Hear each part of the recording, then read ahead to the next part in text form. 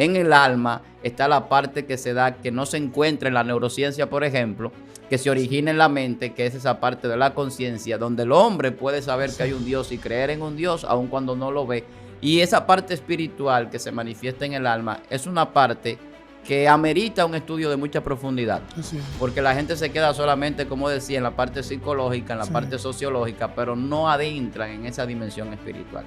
Entonces el alma es eso, el alma es incorpórea, no es una parte física. El espíritu se puede amalgamar al alma, que es donde tiene la condición de vida, pero el alma también es la parte que tiene esa parte de la conciencia, del conocimiento más allá incluso de lo físico, y es también la parte de esa tridimensionalidad del hombre, de esa tricotomía, que es la que va a albergar la vida eterna, porque es donde se puede vivir en la eternidad sin las condiciones de limitación.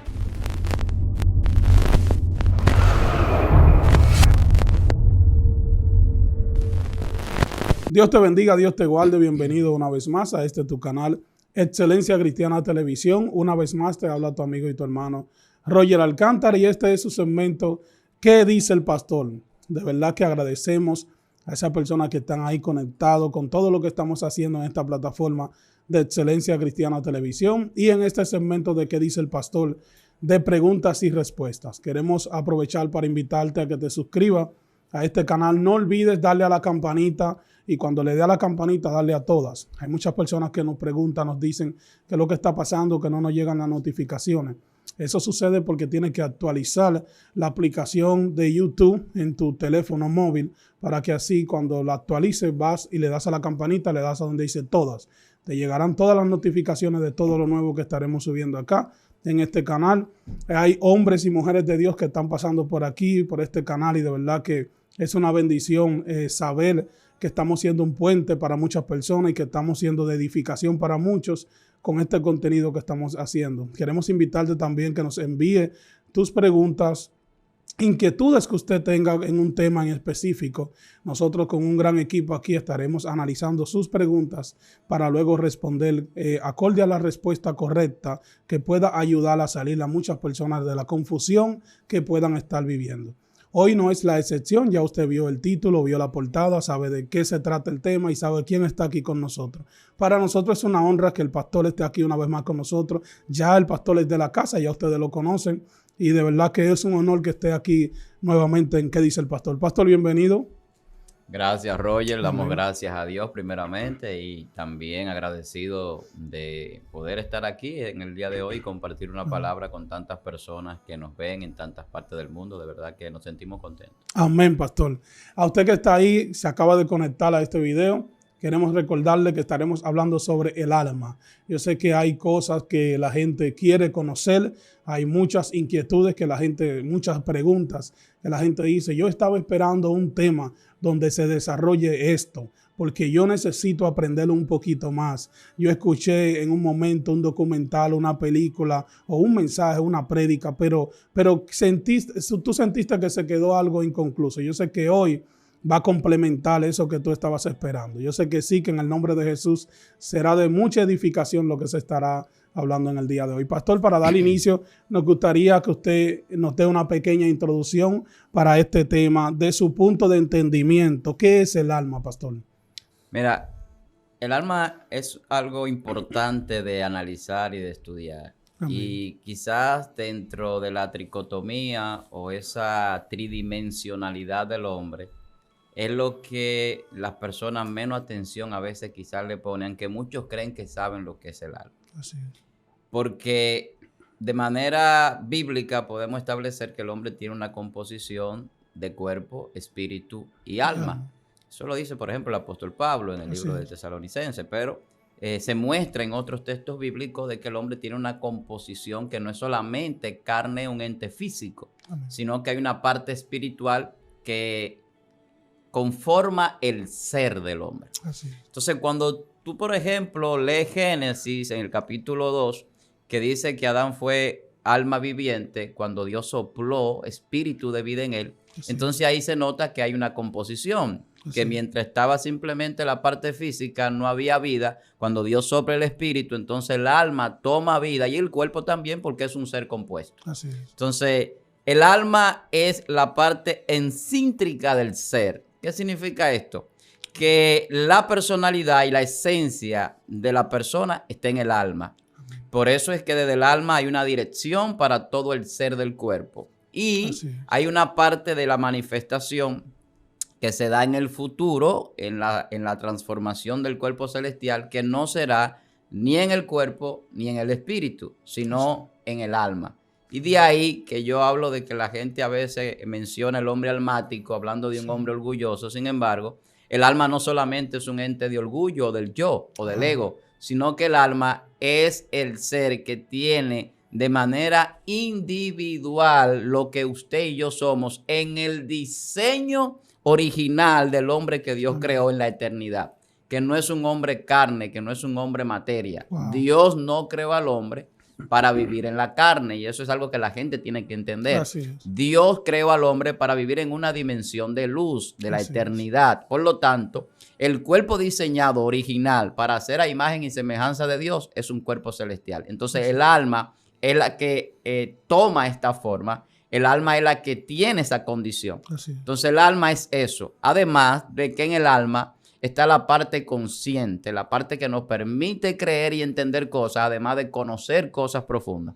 En el alma está la parte que se da, que no se encuentra en la neurociencia, por ejemplo, que se origina en la mente, que es esa parte de la conciencia, donde el hombre puede saber que hay un Dios y creer en un Dios, aun cuando no lo ve. Y esa parte espiritual que se manifiesta en el alma es una parte que amerita un estudio de mucha profundidad, porque la gente se queda solamente, como decía, en la parte psicológica, en la parte sociológica, pero no adentran en esa dimensión espiritual. Entonces el alma es eso, el alma es incorpórea, no es una parte física, el espíritu se puede amalgamar al alma, que es donde tiene la condición de vida, pero el alma también es la parte que tiene esa parte de la conciencia, del conocimiento, más allá incluso de lo físico. Y es también la parte de esa tridimensionalidad del hombre, de esa tricotomía, que es la que va a albergar la vida eterna, porque es donde se puede vivir en la eternidad sin las condiciones de limitación. Amén. Pastor, ¿de qué manera el alma peca? El alma peca porque el alma fue creada, porque el alma es el ser, como yo decía, la parte ensíntrica. Recuérdense que el cuerpo va al polvo, el espíritu regresa a Dios, según Eclesiastés capítulo 12, pero la parte del alma es la que va a vivir o a morir para siempre.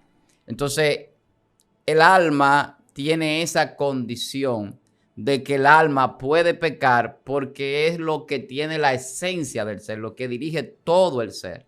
O sea, cuando la persona peca, no solamente lo hace con la carne. Por eso Jesús decía, por ejemplo, oíste que fue dicho, pero yo os digo, con tan solo codiciarle en tu mente, y estoy parafraseando, ya eres culpable de juicio. ¿En cuál mente?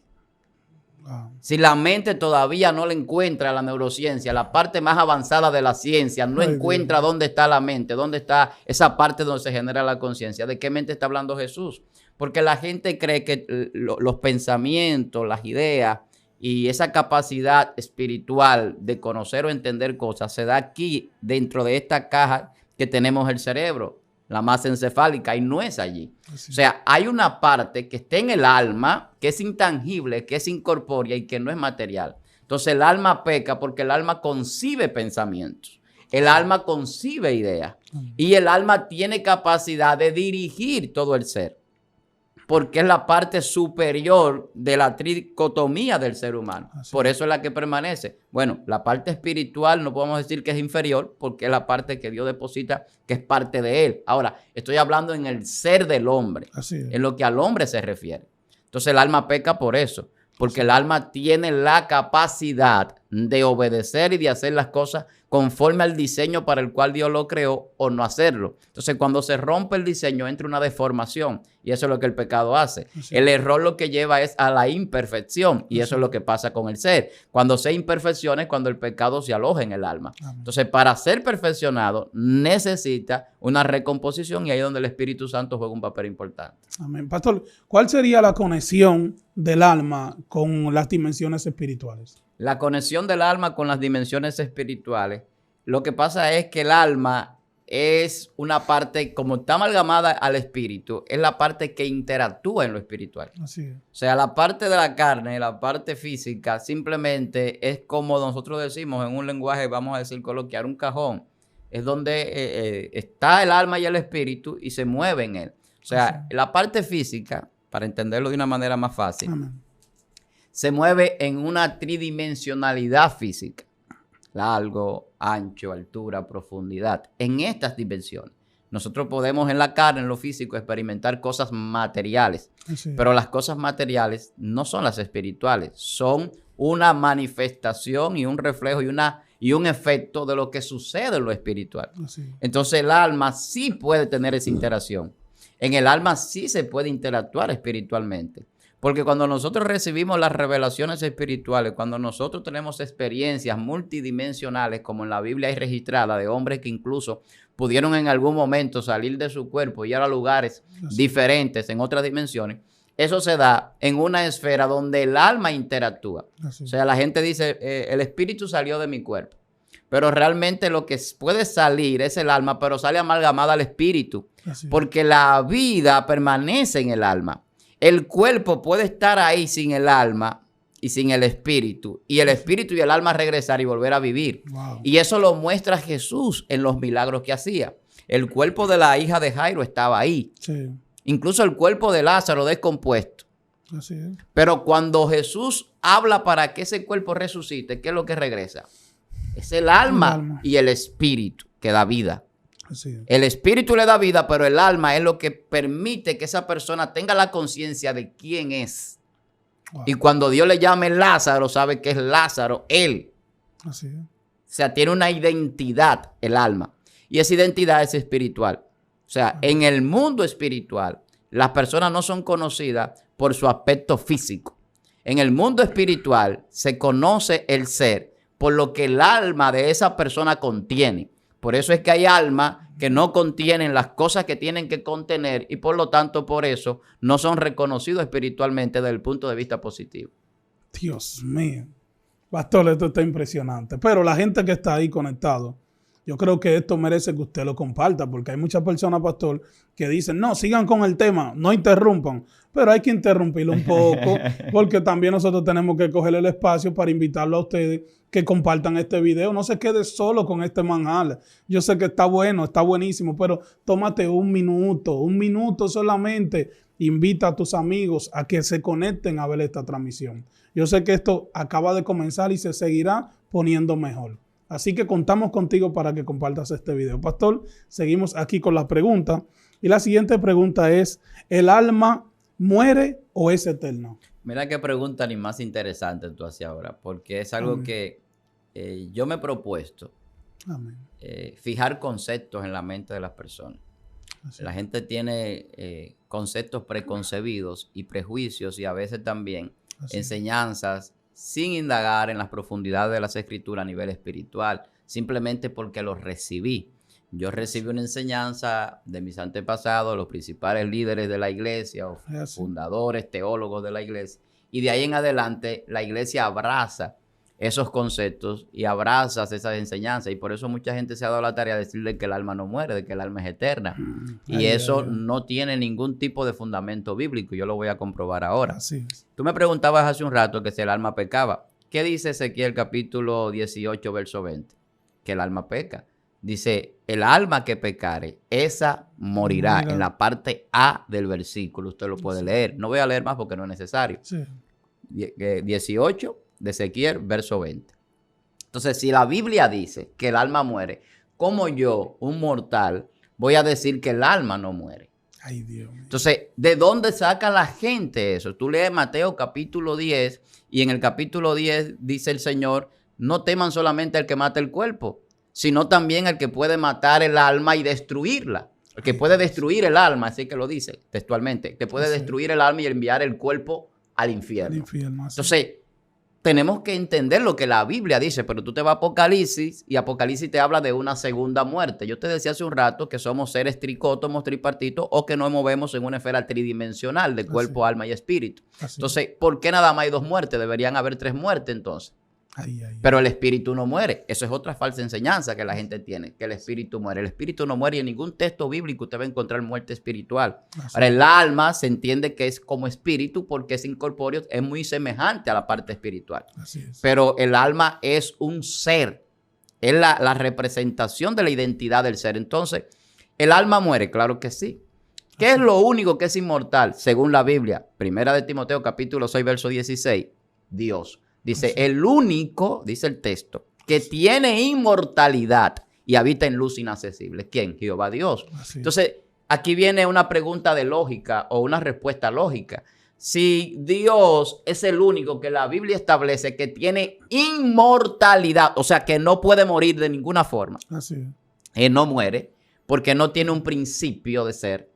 Dios siempre ha existido y eso es lo que lo hace diferente, eso es lo que lo hace ser Dios. Entonces, ¿cómo yo voy a decir que las almas son inmortales?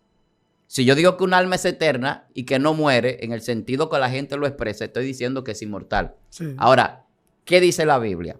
Que hay vida eterna para los que se salvan, las almas que entran a la salvación, pero hay muerte y destrucción para las almas que mueren en el pecado, que mueren en desobediencia. Y eso lo dice la Biblia. Entonces, el alma que peque, esa morirá, dice el texto bíblico. Entonces, si el alma puede morir, ¿por qué yo voy a decir que no? Entonces, el alma sí muere. ¿Y por qué muere el alma? Porque no puede haber una destrucción total del pecado sin la desaparición del alma. Si el alma sigue viva, sigue el pecado en ella. Entonces, como el pecado es que será destruido, porque Dios no hizo al hombre para destruirlo. Escuchen lo que estoy diciendo. Dios hizo al hombre para vivir en la eternidad. Es el diseño original. Pero el que se sale del diseño, entonces se va detrás de Satanás. Y Satanás es y será destruido junto con todo lo que lo acompaña. Y esa es la segunda muerte, la muerte del alma en el lago de fuego, en Apocalipsis capítulo 20. Entonces, por eso habla la Biblia de una primera muerte en Hebreos 9:27. Está establecido que el hombre muere una sola vez. ¿Qué es lo que muere primero? La carne. Y luego el juicio. Como es una muerte de la carne, entonces el juicio ¿a quién es? Al alma. Entonces, como hay un juicio del alma porque el espíritu regresa a Dios, entonces hay una segunda muerte, que es lo que se decreta en la condenación del juez justo sobre quién es salvo, quién no, dependiendo de cómo Dios establece esa salvación para la persona. Entonces, la segunda muerte es la muerte del alma. Y lo dice Apocalipsis. Y esta es, dice, la segunda muerte. Entonces, hay muerte del alma. Dios mío, yo creo que quedó... Y hay una explicación bíblica. Sí, claro. No es lo que piensa el pastor ahora. Así es, así es, así es. No, está bien claro. Yo sé que está bien claro. Y citarle esas citas bíblicas una por una y explicarle una por una, van conectando una con otra y llega al punto de que sí mueren. Puede morir. Hay muchísimas personas que tienen su argumento, pero lo respetamos, ¿verdad? Lo que pasa es, Roger, y voy a abundar un poquito más, que la gente no entiende lo que es la eternidad. Así es. Entonces, Dios creó la eternidad. Oigan esto, hay gente que cree que la eternidad no fue creada por Dios. Dios creó ese espacio dimensional para la habitación de sus seres creados. Como nosotros no somos inmortales, ninguno de los seres creados por Dios, Dios creó una dimensión eterna, sin principio ni fin de tiempo. Dios puede hacer eso. O sea, donde no se puede medir. Entonces, como no se puede medir magnitudes físicas porque es una dimensión espiritual, allí se puede vivir para siempre. Y es muy diferente a que a usted le concedan una habitación donde usted pueda vivir, a que usted sea el dueño de la casa o el constructor de la casa. El que hizo todas las cosas es Dios. Entonces, todas las cosas son creadas por Dios. Y toda la creación está sujeta a su creador. Incluso las almas. Entonces, las almas no son inmortales porque Dios las creó para vivir en la eternidad. Vida eterna es una cosa y inmortalidad es otra cosa. O sea, las almas sí mueren. Así es. Pastor, ¿qué significa que un espíritu inmundo se albergue en el alma? Bueno, lo que pasa es lo que veníamos diciendo hace un rato. Si la parte del alma también aloja la parte de la conciencia y esa parte inmaterial que es, en cierta forma, se puede analizar como un punto del producto superior de la materia que se da en la mente, en el pensamiento, pero también la dirección de las acciones. Entonces, muchas veces, por ejemplo, el endemoniado gadareno. El endemoniado gadareno tenía una enajenación mental. ¿Dónde estaban alojadas esas legiones? Esas legiones estaban alojadas controlando todas las capacidades que el hombre podía tener. O sea, el hombre tiene en el cerebro, según la ciencia, unas 100.000 neuronas, 100.000 millones de neuronas. Cuando tú hablas de legiones de demonios, estás hablando de aproximadamente 6.000 demonios. Entonces, cada demonio de eso, para poder enajenar a ese gadareno, tenía que sujetar cuántas neuronas de 100.000 millones de neuronas, si ellos son 6.000. Cada uno tenía que poder agarrar 1.000 millones de neuronas. Así. O sea, sujetarle. Entonces, hay una situación que se da en el alma, que no es la situación que estamos expresando en esta parte de ciencia, sino que el alma, cuando es controlada por espíritus inmundos, ¿por qué, por ejemplo, David decía, alma mía, alaba a Jehová? Sí. Y no es con la boca que se alaba. Él podía decir, yo te alabo, Señor. Sí. Pero no se trata de alabar de la boca, como dice la Sagrada Escritura, que muchos de labios honran al Señor y su corazón está lejos de Él. Porque el alma es, vuelvo y repito, la esencia del ser, donde está la identidad de la persona. Entonces, cuando los demonios pueden tomar la parte más fuerte del cuerpo, más la que tiene la dirección de todo el cuerpo, de todo el ser, entonces pueden tener un control absoluto. Por eso hay personas que hacen cosas y tú la ves y dicen después que la hacen, pero yo no sé lo que me pasó. Sí. Yo hice esto y wow, yo como que no era yo. Sí. Claro que no eras tú. Estabas en una posesión demoníaca. Personas a veces que han matado a su familia y al otro día dicen, ¿y qué fue lo que hice? La mayoría de las personas que cometen, por ejemplo, feminicidios, que se suicidan porque lo hacen poseídos por demonios. Y en esa posesión demoníaca no actúa la persona en sí, sino que los demonios lo están controlando para hacer cosas que no le convienen. Está muy profundo. De ahí que la Biblia habla, por ejemplo, de mente reprobada, de mente cauterizada, de mente vana. ¿Y por qué la mente se convierte en todo esto? ¿Por qué la mente no tiene sus capacidades para que el hombre pueda razonar y entender cosas que nosotros razonamos en el espíritu y entender cosas que Dios nos muestra? Porque los espíritus inmundos, los demonios, enajenan la mente, pero la mente está amalgamada en el alma, que es la parte incorpórea donde se da las capacidades para que el hombre pueda ejecutar las acciones que el cuerpo, como ente físico, materializa. Así es. Entonces, sí hay una capacidad de los demonios de poder sujetar las almas, pero en el sentido de que controlan las condiciones en las que el alma puede operar. Y por lo tanto, entonces, eso trae una manifestación en las acciones del hombre. Porque desde allí se gesta el carácter y el comportamiento del hombre, desde la parte almática. Entonces, pastor, ¿se podría decir que los demonios tienen alguna potestad sobre el alma de una persona? Los demonios pueden poseer la persona y al poseerla están poseyendo su ser. El ser del hombre se controla a través del alma. Así. Y si ellos controlan el alma, pues controlan todo el ser. Exacto. O sea, controlan el cuerpo. Lo que no pueden controlar es el Espíritu Santo de Dios. Por eso es que la gente tiene espíritu de vida. Y la gente que está sin Cristo tiene espíritu, pero no tiene Espíritu Santo. Lo que un demonio no puede hacer es entrar en el ser de una persona que tiene el Espíritu Santo. Por eso yo soy uno de los que creo y refuto la liberación de cristianos. Así es. O sea, o de hijos de Dios, porque cristiano puede ser cualquiera. Yo siempre he hablado también de ese concepto. Así es. Lamentablemente la gente a veces lo malinterpreta, pero cualquiera dice que es cristiano. Digo esto porque hay mucha gente enseñando de liberación de cristianos. Y proclamando incluso autoliberación, y eso es una herejía. Ay, Dios. No existe autoliberación. La Biblia dice que el que el Hijo libertare será verdaderamente libre. Juan 8:32, Juan 8:36. Conoceréis la verdad os hará libre. Entonces, cuando yo entro a conocer lo que es la libertad, entonces yo entiendo que la libertad viene a través del Espíritu Santo, a través de la palabra, a través de Jesucristo. Entonces, yo no puedo autoliberarme, ni tampoco puedo creer que siendo un hijo de Dios voy a estar poseído por demonios. Entonces, incluso hay un libro que yo tengo que habla sobre eso, sobre si un cristiano puede estar endemoniado. Así. O sea, eso para mí ha sido una herejía que la gente ha venido estableciendo, porque a veces tampoco definimos los conceptos entre lo que es un hijo de Dios y lo que es un cristiano. El hijo de Dios no va a ser endemoniado nunca, no va a ser poseído por un demonio. Los hijos de Dios no, porque el Espíritu Santo no lo permite.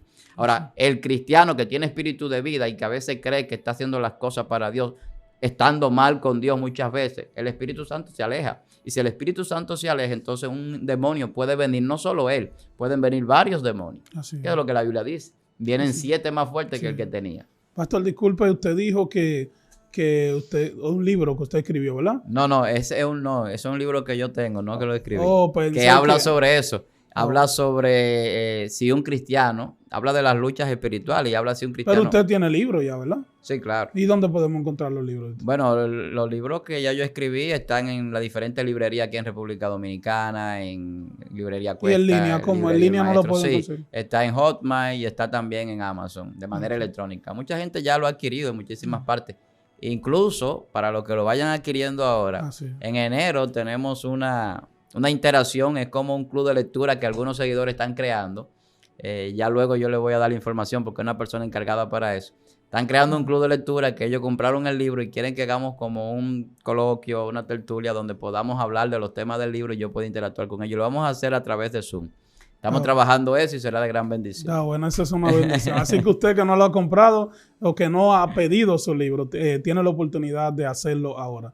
Yo sé que será de gran bendición para usted y de mucha enseñanza. Ahí hay algo bien profundo, yo sé que sí. Pastor, para seguir con el tema sobre el alma, usted sabe que está muy de moda el asunto de los testimonios y en eso de los testimonios nosotros escuchamos muchos términos y uno de los términos que escuchamos es donde la gente dice ligaduras y cárceles del alma. O sea, ¿qué usted tiene que decirnos sobre eso? ¿Tiene eso algún argumento o un fundamento bíblico? Bueno, mira, lo que pasa es que la persona cuando tiene cierta condición espiritual expresa ciertas cosas. Así es. Entonces, tú encuentras que alguien puede decir, Señor, saca mi alma de la cárcel para que yo pueda adorarte. Pero la gente no lee en el sentido literal que explica las escrituras muchas veces. Y esto se compone de ambas cosas, tanto de la parte de la revelación espiritual como el contexto en el que se está expresando, si es poético. Entonces, cuando entramos ahí nos damos cuenta de lo que se está estableciendo. Entonces, cuando tú estás atado al pecado, cuando tú estás en una condición espiritual que no es correcta delante de Dios, que no, tú entiendes que no estás al 100 delante de Dios en la adoración, en el servicio, tú sientes cierta opresión y tú puedes entender que tu alma está encarcelada porque no tiene esa libertad de adorar. Lo que está diciendo es que no tiene la libertad para hacer lo que él quiere hacer. Por ejemplo, el apóstol Pablo. El apóstol Pablo en el capítulo 7 de Romanos habla de una lucha entre el espíritu y la carne, y dice que el espíritu está dispuesto, pero la carne le hace la contraria, le hace la guerra, que él quiere hacer unas cosas buenas, pero hace lo malo que no quiere. Entonces, hay cosas que nosotros tenemos que entender, que se dan en el cuerpo, que se dan en el espíritu, que se dan en esa parte almática. Entonces, la ligadura de alma es otra cosa que la gente habla, pero yo no sé de dónde necesariamente la gente saca eso, porque eso no tiene un contexto bíblico. O sea, cuando tú hablas de ligadura de alma, es como que tu alma y la alma de otra persona están entrelazadas. Sí. Y eso no tiene ninguna connotación bíblica. Eso de ligadura de alma. Las almas son individuales. Son individuales totalmente. Incluso cuando yo citaba ahorita Ezequiel capítulo 18, lo que está diciendo allí es, ya el hijo no va a pagar por el padre ni el padre por el hijo. Sí. O sea, si el padre comió las uvas agrias, el hijo no va a tener la dentera, dice el texto. Sí. ¿Por qué? Porque usted, si su padre pecó, usted no peca con su padre pecó y él va a pagar por sus pecados. Si usted pecó, usted va a pagar. Entonces, si hubiese una ligadura de alma, entonces si usted peca, yo me fui con usted. Sí. Entonces, eso no tiene mucho sentido, eso no tiene como razón de ser.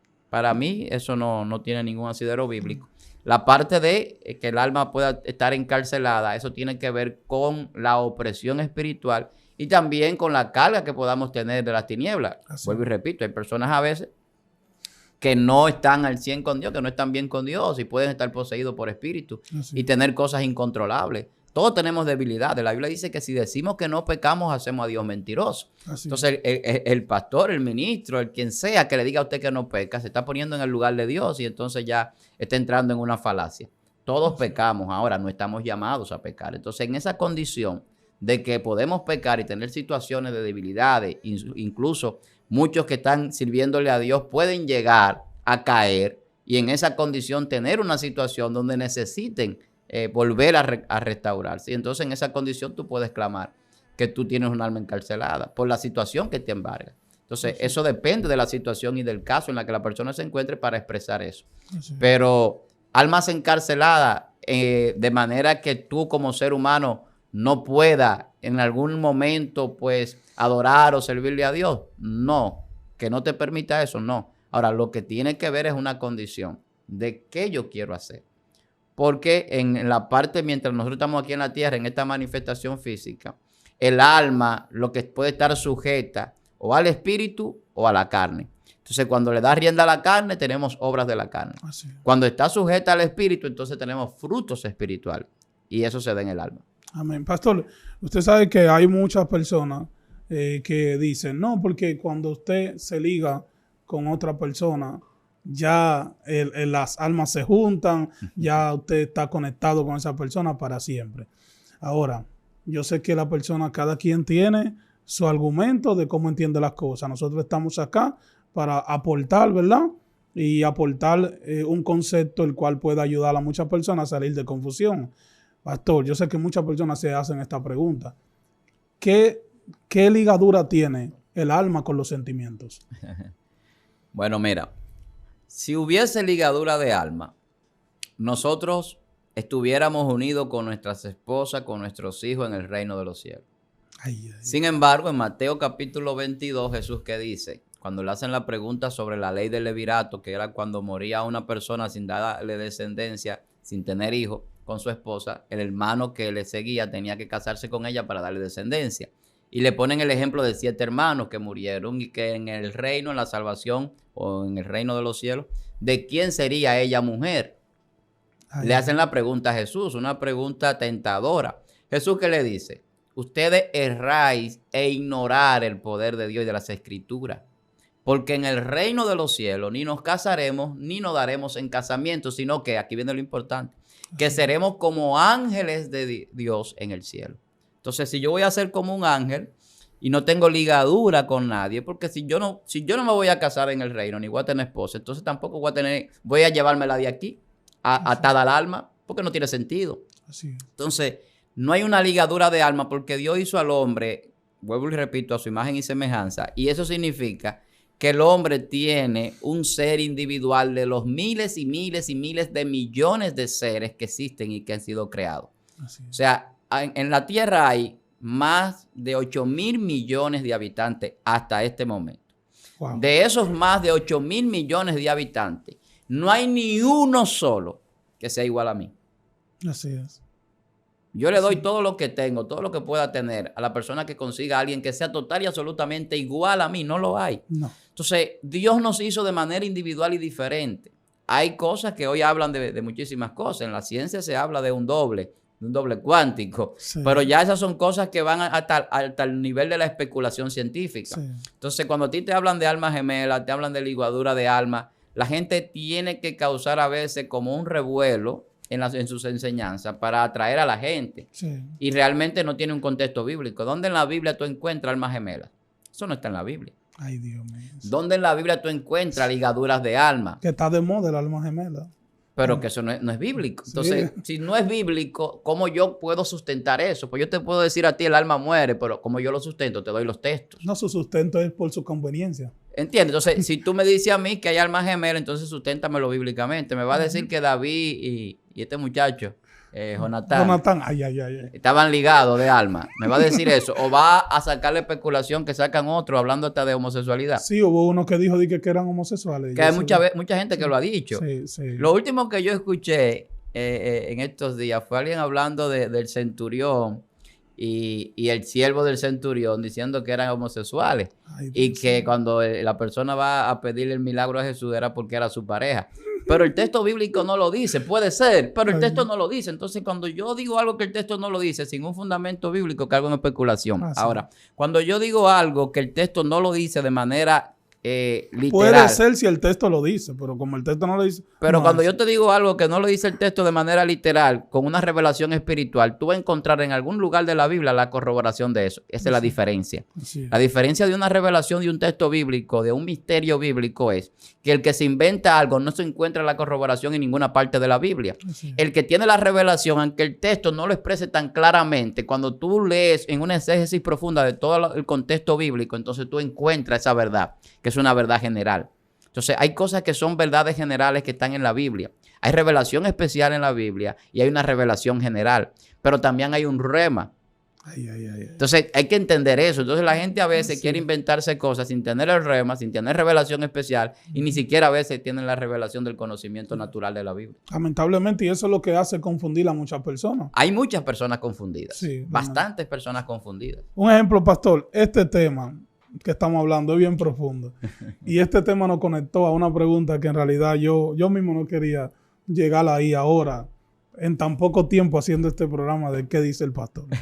¿Por qué? Porque yo sé que hay muchas personas que están ahí conectados y dicen... Quiere llevarlo al paso. Claro, ellos dicen, bueno, esta gente se está metiendo profundo, pero en específico en esta pregunta, ¿por qué si ellos vienen subiendo testimonios, escuchando a la gente, que el diablo se lo lleva, que le venden el alma, muchos misterios, muchas cosas, las cuales, pastor, usted sabe que nosotros respetamos su postura, la de la otra persona, y que Dios sea quien trate con cada quien, ¿verdad? Pero yo sé que en este momento llegó y nos corresponde a nosotros, a usted, dar su opinión en esta pregunta. O sea, ¿el alma se puede vender sí o no? Ay, Dios mío. Tú sabes que en ese punto que tú mencionas, hay gente que a veces nosotros hemos hecho programas y escriben en los comentarios, ¿y por qué el varón contradice lo que dicen otras personas que han ido al canal? Exacto. Hermano, yo no tengo compromiso con otras personas. Así es. Yo tengo compromiso con usted que me escucha, que nos ve. Tengo compromiso con Dios primeramente. Así es. Roger lo sabe que está aquí. Quiero decir esto. Así es. Que desde que yo entré aquí a esta plataforma, una de las primeras cosas que pregunté era si yo podía hablar de lo que yo entiendo, de lo que yo quiero hablar. Me dijeron que no había ningún problema. Y eso pasa con todas las personas que vienen aquí. Sí, sí. O sea, no... Lamentablemente, no necesariamente tenemos que coincidir todo lo que venimos aquí, todo lo que hablamos en diferentes programas. Ahora, usted sí puede evaluar lo que nosotros decimos. Y eso es importante, que usted pueda consultar la Biblia, que usted pueda orar y buscar una revelación o un discernimiento de aquellas cosas más profundas. Así es. Entonces, nuestro hermano Roger me pregunta que si el alma puede ser vendida. Otra cosa importante antes de eso también es que uno de los logros más grandes de la iglesia, quiero decir esto, es la libertad de culto y la libertad de expresión. La gente cree que la libertad de expresión viene del periodismo. La libertad de expresión viene con aquel edicto que se dio para el cese de la persecución del cristianismo y permitir la libertad de culto. Al permitir la libertad de culto, también entra lo que es la libertad de expresión. Por ejemplo, hubieron algunos sacerdotes y obispos que también proclamaron aquí en Latinoamérica esa parte. Entonces, la libertad de expresión. Entonces, nosotros podemos expresarnos. De ahí, el que escucha tiene que entender y sacar algún tipo de conclusión. La venta del alma. Mira, vuelvo otra vez a los textos. El Señor dice, todas las almas son mías. Así es. Eso dice Dios. Es el creador, el Padre de todos los espíritus. Si el alma le pertenece a Dios, ¿quién puede tener esa capacidad de vender un alma? Es mi pregunta retórica. ¿Por qué digo esto? Porque la gente quiere atribuirle a Satanás y al mundo de las tinieblas y de la hechicería y de lo que se llama, entre comillas, brujería, cosas que no tienen el poder para hacerlas. Voy a poner un ejemplo. Cuando Satanás en persona, voy a decirlo así, lo voy a poner ahora en una característica antropomórfica humana. Cuando Satanás en el libro de Job lo tienta, que Dios le permite hacerlo. Usted lo puede ver ahí en el capítulo 1, capítulo 2 del libro de Job. ¿Qué le dice el Señor? Toca todo lo de él, pero no toque su vida. ¿Dónde estaba la vida? En el alma. En el alma. Porque le tocó el cuerpo. Hasta un punto de que podía matarlo de la enfermedad que tenía. Pero no podía tocar su alma. En el alma de Job estaba la convicción, la cual decía, varón perfecto y recto delante de mí, apartado del mal. Era en el alma. El alma de Job delante de Dios era pura, era perfecta para Dios. Por la condición que Job mostraba hacia Dios. Entonces, Satanás no podía tocar esa parte. Como el alma es la parte individual del ser humano, la parte del ser encíntrica que da el carácter de individualidad y de identidad de lo que somos, que nos permite saber de dónde venimos, hacia dónde vamos, dónde estamos, todo eso. O sea, es la parte de la conciencia. Ahora, si hablamos de la enajenación mental es otra cosa. Eso lo hablamos ahorita. Cuando los espíritus, los demonios pueden poseer a una persona de manera tal que esa persona pueda quedar, como nosotros llamamos en un lenguaje coloquial, loco. O sea, que no tiene capacidad para dominar su cuerpo y sus impulsos, sus pensamientos y sus sentimientos y otras cosas. Entonces, eso es otra cosa. Sí. Ahora, cuando hablamos de vender el alma, usted tiene que tener sobre esa alma una posesión. Entonces, cuando la Biblia habla de que Cristo nos redime, es que paga por nuestra salvación. Así. Porque el hombre cuando peca es esclavo del pecado. Entonces, el hombre en pecado le pertenece a Satanás en el sentido legal espiritual. Así. Pero eso no significa que esa alma sea de Satanás. Por eso es que Dios puede sacar esa alma del pecado y traerla a Cristo y traerla al Evangelio. Así. Porque esa alma no es de Satanás porque Él no la creó. Ahora, Él la tiene poseída porque esa persona le ha cedido. Entonces no es lo mismo. Así. O sea, cuando usted le cede voluntariamente, ¿qué es lo que hace la gente cuando hace pacto con el diablo? Nadie es satánico, nadie es satanista, nadie entra a diferentes líneas de la tiniebla, metálicos y demás, si no hace un pacto satánico. Sí, tiene que hacer un pacto. Todo, usted lo va a conocer, que los que se han convertido al cristianismo lo confiesan. Yo me corté y boté y con la sangre, hicimos esto, hicimos aquello. Fui al cementerio, nos cortaron, hicimos tal sacrificio con un animal. Todo le van a dar prácticamente la misma definición. Sí. Siempre van a tener ellos que hacer un pacto y de sangre. Sí. Entonces, cuando ellos hacen el pacto, no es que alguien vendió su alma, es que ellos le están entregando su alma al servicio de las tinieblas. Es muy diferente. Exacto. Entonces, hay gente que ha vendido, que la gente va a Haití y vende a la gente y esas son la gente que se desaparece. Ya vienen, lo buscan aquí y se lo llevan. Fulano se desapareció, nunca apareció, fue que lo vendieron. Y que llegó caminando a Haití. Pero la pregunta es la siguiente. ¿Dónde encontramos en la Biblia que se vendió a alguien? ¿Dónde usted tiene de manera no bíblica, vamos a decir de manera ya tangible en este tiempo contemporáneo que estamos viviendo, las pruebas para establecer que a alguien lo vendieron? Eso se llama trata de personas, cuando venden a la gente. Exacto. Y eso es otra cosa, el tráfico de gente. Sí. Eso no es venta de alma. No. Entonces, estamos hablando de una profundidad espiritual. Sí, claro. Entonces, la posesión demoníaca es bíblica. La enajenación mental por posesión demoníaca es bíblica. Así. Que una persona haga cosas fuera de sí, fuera de su razonamiento y como si no fuera él que lo hiciera, que él entienda que no fue él cuando comete un delito. Eso está ahí, porque son posesiones demoníacas. Así. Ahora, que tu alma la vendan y que puedan hacer lo que quieran con ella, eso para mí no tiene sustento bíblico, ni tiene tampoco ninguna comprobación, porque hay cosas que no se pueden comprobar en la Biblia, que la gente ha tenido experiencia. Exacto. Entonces, la gente puede venir y decir, mi alma la vendieron. Sí. Pero ¿quién corrobora eso? Ahora, tú estabas endemoniado, tú estabas en una situación que tú ignorabas en qué condición estaba, y lo que tú interpretas por lo que tú has venido escuchando, por lo que la gente dice, fue que vendieron tu alma. Sí. Ahora, que se hace hechicería, que se hace brujería, o lo que nosotros conocemos como brujería, eso es verdad. Sí. La gente utiliza objetos y hace sus rituales, pero nunca eso va a tener ningún tipo de efecto si la persona que interfiere en el tema no está de acuerdo en hacerlo. Sí. O sea, cuando tú entras en ponerte de acuerdo con el hechicero, con el adivino, con el agorero, tú entras en una condición de las tinieblas. Entonces ya tú vas a estar en una confusión. Porque Satanás lo que hace es confundir. Pero ellos dicen que si usted le habla mal a un haitiano o que si usted pelea con un haitiano, de que usted en 7 días usted está muerto o en 7 días está botando basura. Mira, los pobres haitianos lo tienen muy desacreditado. Sí. Es verdad que en Haití se practica mucho hechicería y muchas cosas satánicas, pero no es verdad que todos los haitianos tienen un poder sobrenatural, mega poderoso. Y hay muchos hombres y mujeres de Dios. Para desde que alguien le hace cualquier cosa, pues hacerle ellos algo que lo pueda llevar. Y que ellos tienen unos superpoderes y unas cosas así. Esas son falacias. Yo en otra ocasión he hablado de los mitos y he hablado de la fábula. Y una de las cosas que le ha hecho mucho daño a mucha gente y que ha confundido a mucha gente es lo que se ha venido hablando muchas veces de mitos y fábulas como si fueran cosas reales. Mucha gente hoy en día está confundido con esto porque cuando alguien confronta enseñanzas o algunos testimonios o predicaciones de gente que habla de esto, la gente entonces comienza a entrar como en una confusión. ¿A quién le creo? ¿Dónde yo encuentro? Ahora, yo trato, siempre lo hago, de abocarme a la Biblia y a la revelación bíblica. En una ocasión, por ejemplo, yo hablaba de la brujería y yo hablaba de que el término bruja no es bíblico, la gente lo asocia mucho. Y incluso el significado de brujo o bruja ni siquiera es lo que la gente piensa.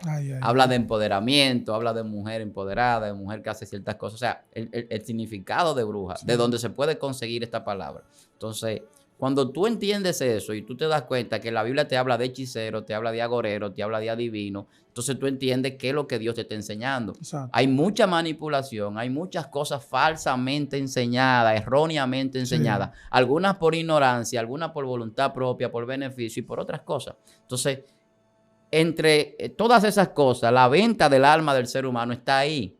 O sea, su alma no es un objeto donde Satanás o los demonios puedan decir, bueno, esta alma es mía, yo se la voy a vender a aquel hechicero, a aquel brujo, para que él haga con ella lo que él quiera, lo convierta en un puerco. Porque entonces te vienen con eso también. Eso que cuando venden porque es un mito. Y que lo meten en un animal. Es para que entendamos, mira, la mitología griega es muy rica en literatura. Así es. Pero en cuanto a la verdad, no tiene nada porque son cuentos. Los cuentos no son historias, son fábulas. Así entonces, es. Hay una mitología en cuanto a la brujería. Yo debería escribir algo sobre eso en algún momento. Sí, claro. La mitología de la brujería. Porque la gente tiene un mito con la brujería. Hay una parte del mito que hay que desconstruirlo para que la gente lo entienda. O sea, entonces después que te venden el alma, te dicen que esa alma de esa persona lo convierten en un animal. Y que en un sapo. En lo que ellos quieran. Entonces, yo vuelvo a la Biblia. En la Biblia yo encuentro que la burra de Balaán habló. Pero en la Biblia yo no encuentro que a Balaán lo convirtieron en burra. No. Entonces, cuando yo encuentre en la Biblia que al príncipe lo convirtieron en un sapo, entonces yo creo en la historia de la Cenicienta. Entonces, la gente tiene que entender eso. La mitología griega ha influido mucho en la cultura, incluyendo la nuestra todavía. En la mitología griega se inventaban muchísimas cosas. En la romana, ¿de dónde viene la fundación de Roma? De dos muchachos que lo crió una osa. Una osa, sí, una loba. Una loba.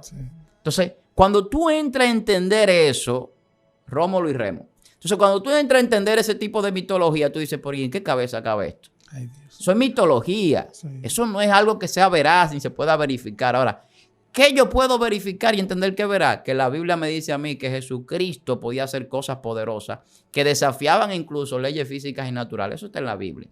Ahora, yo no veo a Jesucristo en ningún lugar convirtiendo a un endemoniado, a una persona satánica, a una persona que no quería saber leer, en ningún tipo de animal.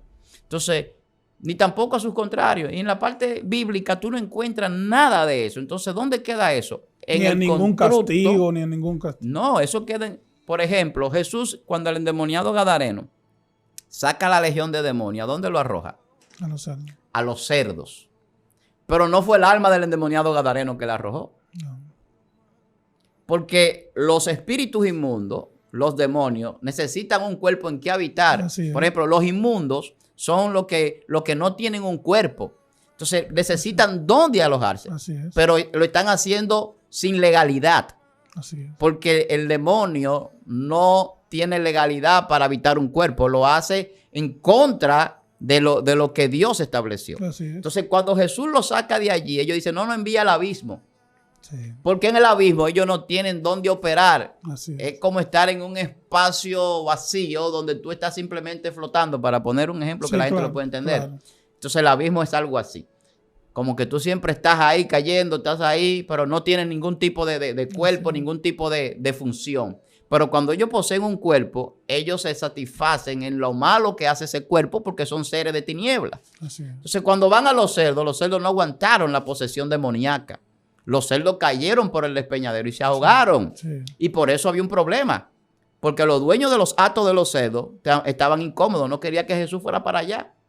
Porque sus cerdos le están matando con los demonios que tenía el demoniado gadareno. Entonces, empezaban también a decir cosas que le atribuían a lo que no era Dios. Entonces, así pasa hoy día también. Hay gente que le atribuye cosas a Dios que no es de Dios. Hay gente que le atribuye cosas a las tinieblas que no la tienen las tinieblas. Y hay cosas que son simplemente mitos.